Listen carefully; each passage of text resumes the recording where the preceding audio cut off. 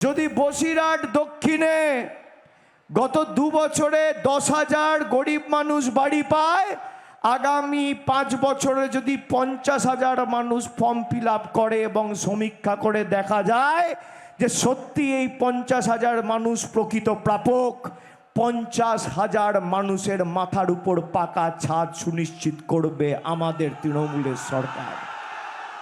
আমি কথা দিয়ে গেলাম।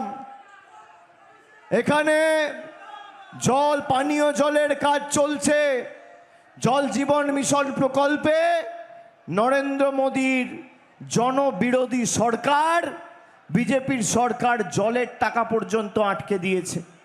তার ব্যবস্থা আমরা করব। এই কাজ যত দ্রুত সম্পূর্ণ হবে আমরা চেষ্টা করব নজরদারিতে রেখে কত তাড়াতাড়ি কাজ কমপ্লিট করা যায় আমি নিজে অগ্রাধিকার দিয়ে দেখব।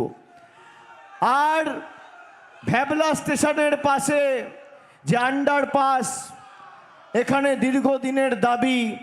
এখানে আমাদের সাংসদ এই মুহূর্তে নেই, হাজি নুরুল প্রয়াত হয়েছে, আপনারা জানেন।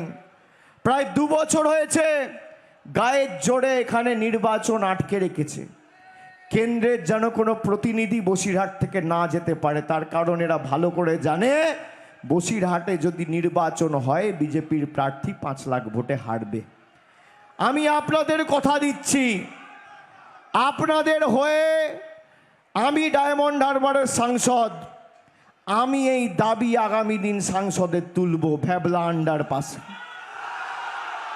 আমাকে ধরে নেবেন, যতদিন এখানে প্রতিনিধি নেই আমি আপনাদের প্রতিনিধি।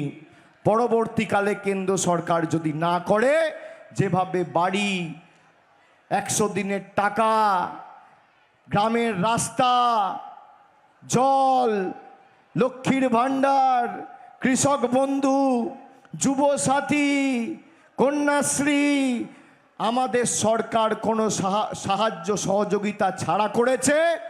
একইভাবে আমরা এই আন্ডারপাস বা ওভারব্রিজও কীভাবে করা যায় সেটাও আমরা অগ্রাধিকার দিয়ে দেখব। আমি কথা দিয়ে গেলাম। বাংলার আওয়াজ, বাঙালির আবেগ, জি 24 ঘন্টা।